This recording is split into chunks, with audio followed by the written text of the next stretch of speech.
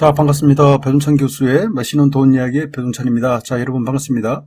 겨우 매매 가격 지수가 서울과 수도권 전국 통틀어서 부동산 가격이 하락세로 전환되는 이러한 시기에 또한 가파르게 상승한 전세금, 그렇죠. 그동안 전세금 많이 상승했죠.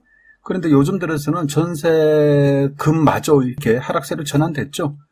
이러한 시기에 정부는요, 10억 초과 아파트 주택담보대출 금지 규제를 완화를 검토 중이라는 거죠. 뭐 갑자기 10억 초과 아파트 담보대출 규제 완화. 어떻게 보면 정말 좀 뜬금없죠? 그래. 집값을 안정화, 정상화 시키겠다고 하면서 집값이 실제적으로 하향 안정화가 이루어지니까 이제는 부동산 규제를 풀어서 부동산 가격 하락을 막겠다는 의미로 이렇게 보여진다는 겁니다. 이처럼 정부 또한 정권에 따라서 부동산 가격이 상승하면 규제를 하고 부동산 가격이 하락하면 규제를 완화하는 이런 정책을 수없이 반복한다라고 말씀드릴 수 있겠죠. 아무튼 지금은 부동산 가격 하락을 막겠다는 의미로 정부가 규제를 푼다라고 이렇게 생각하시면 될 것 같아요. 자, 그렇다면 이렇게 10억 초과 아파트 대출 규제 완화의 내막, 즉 속마음을 한번 읽어보도록 하죠. 먼저 이처럼 정부가 10억 초과 아파트 규제를 풀겠다는 원인, 첫 번째로 본다면 헌법재판소 위헌 확인 소송 중이라는 거예요. 그래요. 개인의 재산권, 즉 개인의 아파트에 대해서, 개인의 부동산에 대해서 15억이 초과된다고 해서 대출을 금한다. 이게 합헌이냐 위헌이냐 그렇지 않습니까? 어떻게 보면 타인의 개인의 재산권에 대해서 침해하는 행위의 소지도 분명히 있어 보인다라고 말씀드릴 수 있다는 겁니다. 따라서 차라리 지금 대출 규제 이 부분을 그냥 풀어버리자 이런 생각을 할 수 있다는 거죠. 그리고 두 번째로 본다면 서울 아파트 가격이 하락 중에 있죠. 그래요. 10억 초과 아파트 대출 규제는 지난 2019년 강남을 비롯한 서울 아파트, 수도권 아파트, 그리고 전국적으로 집값이 급등하지 않습니까? 따라서 그 당시 정부 2019년인가 문재인 정부 들어서 2019년 12월 달에 투기지역, 투기과열지구내 시가 9억 원 이하는 40%만 대출을 해주고 9억 초과분은 20%까지만 대출을 해주겠다는 겁니다. 또한 투기지역, 투기과열지구내 시가 15억이 초과되는 아파트는 아예 담보대출을 금지시켰죠. 그런데 지금은 서울의 아파트 가격, 그렇죠. 전국적으로 집값이 하락하고 있다는 겁니다. 어떻게 보면 급락하고 있다라고까지 생각이 드는데요. 일단 투기지역, 투기과열지구 내 시가 10억 초과 아파트 담보대출 금지부터 풀어야 되지 않나라고 정부는 생각을 하고 있다라고 말씀드릴 수 있겠죠. 그리고 세 번째로 본다면 부동산 가격 경착륙을 경계한다. 여기서 말하는 부동산 가격 경착륙, 즉 경착륙은 급격한 하락, 폭락을 경계한다는 거예요. 부동산 가격 연착륙, 연착륙이라는 건 완만한 하락을 의미하겠죠. 따라서 정부는 부동산 가격이 연착륙, 완만한 하락 또는 완만한 상승을 원한다. 어떤 정부가 부동산 가격의 폭락과 폭등을 원하겠습니까? 그렇죠. 문재인 정부 때 부동산 가격이 급등하는 바람에, 그렇죠, 말이 많았죠. 이러한 부동산 가격 폭등 부분이 어느 정도는 이제 민심에 반영되었다라고 볼 수도 있겠죠. 따라서 모든 정부는요, 부동산 가격의 완만한 상승을 원한다는 거예요. 대부분 정부들은 급락이나 폭락을 원하지 않아요. 그렇다고 급등이나 폭등도 원하지가 않죠. 물론 이건 정부의 생각인데요.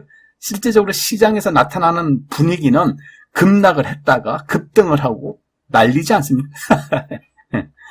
아무튼 그동안 집값은요, 2015년 이후 급격하게 급등하였다가 2022년 들어서 급격히 요즘 들어서 하락하고 있죠.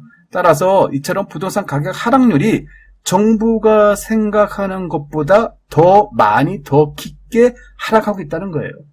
기사에 의하면 잠실 엘스 아파트 7억 원 하락했지 않습니까? 충격이고 강남 4구 아파트는 전용면적 84제곱미터, 즉 32평, 33평이 20억이 무너졌다는 겁니다. 그리고 노도광 아파트 10억대가 무너지고 있고요. 반포 아파트는 11억 원이 하락하고 있고 청담동 아파트는 10억이 빠지고 있으니 정부 입장에서도 부동산 가격의 폭락을 좀 두려워한다라고 말씀드릴 수 있겠죠. 결국 정부 입장에서는요, 집값이 떨어지면 세금이 그만큼 적게 들어온다는 거예요. 그동안 부동산 관련 세금 해가지고 얼마나 많이 들어왔습니까?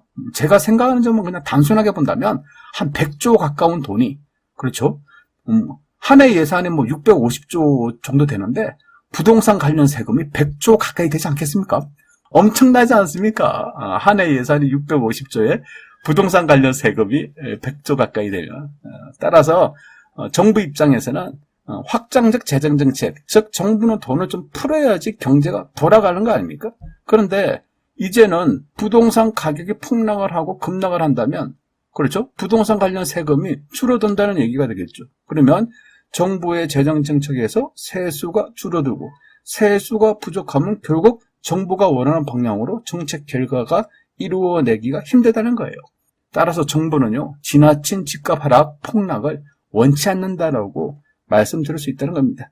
특히 서울 강남의 집값 하락을 잡기 위해서 그동안 규제로 묶었던 10억 초과 아파트에 대한 규제 완화를 검토 중에 있으며 이러한 이야기는 앞으로 집값 잡는 규제를 풀어주겠다는 의미로 전달이 된다는 거죠.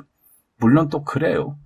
10억 초과 아파트 대출 규제 완화로 무조건 강남 아파트 가격이 이제부터 상승한다. 이런 말은 아니고요. 10억 초과 아파트 대출 규제를 풀어준다고 하더라도 결국 DSR 총부채 원리금 상환 비율로 이렇게 묶어져 있기 때문에 아무리 뭐 대출 규제 풀어도 DSR 때문에 담보대출이 그다지 쉽지는 않다는 거예요. 따라서 웬만해서는 대출 받기가 어렵다는 거죠. 단적인 예로요. 2022년 8월달 생애 최초 주택구입 담보대출 80% 상향 조치가 되었음에도 불구하고 집값 상승이 안 됐지 않습니까? 또한 거래량 증가가 이루어지지 않았다는 거예요. 그렇죠? 따라서 10억 초과 아파트 대출 규제 완화를 풀어준다고 하더라도 집값 상승이나 거래량 증가에 큰 영향을 끼치지 않을 것이다 라고 정부는 생각할 수 있겠죠. 다만 제가 걱정하는 부분은요, 집값에 대한 정부의 대응 방침이 규제 완화 쪽으로 급속히 흐를 가능성이 높아 보인다는 점이 좀 걸린다는 거예요. 즉 집값 급등 때 만든 부동산 규제를 전반적으로 손볼 가능성, 그래요. 이 대목이 가장 두려운 대목이다라고 말씀드릴 수 있겠죠. 예를 들어서요, 다주택자 양도소득세 중과세도 폐지하고 투기지역, 투기과열지구, 조정대상지역도 풀고 대출 규제도 풀고 DSR도 풀고 다 풀어. 다 풀어. 또한 재건축 초과이익도 풀고 취득세까지 풀고 이렇게 이제 부동산 정책이 규제 완화 쪽으로 다 풀어준다면 이처럼 급격하게 부동산 규제를 품과 동시에 이제 기준금리가 뭐 내년도 상반기 정도 되면 기준금리가 좀 안 떨어지겠습니까? 그렇죠? 그러면 부동산 규제를 다 풀었어. 여기에 기준금리가 다시 떨어지기 시작해. 그러면 부동산 가격이 가만히 있겠습니까? 다시 뭐 꿈틀꿈틀 거리지 않을까요? 그렇죠? 이제 이러한 부분이 이제 문제라는 거죠. 결국 이러한 부분을 바라다보는 입장 차이가 분명히 존재하겠죠. 하나는 무주택자들 입장이라면 부동산 규제 완화 없이 그냥 이대로 계속 묶고 집값, 전세값 하락을 원하겠죠. 무주택자들은 당연히 이렇게 되기를 원하고 유주택자, 집이 있는 사람 아니면 다주택자들은 부동산 규제 완화로 집값이나 전세금 다시 상승을 원하지 않겠습니까? 그리고 정부 입장은 부동산 규제 완화로 집값에 대한 연착륙, 완만한 상승을 정부는 원하지 않겠습니까? 따라서 현재 정부는요, 마지막 카드, 부동산 규제 완화를 무엇을 풀어줄 것인가, 얼마나 더 풀 것인가, 이 카드를 놓고 그냥 꼼지락꼼지락 하고 있다라고 이렇게 말씀드릴 수가 있다는 겁니다.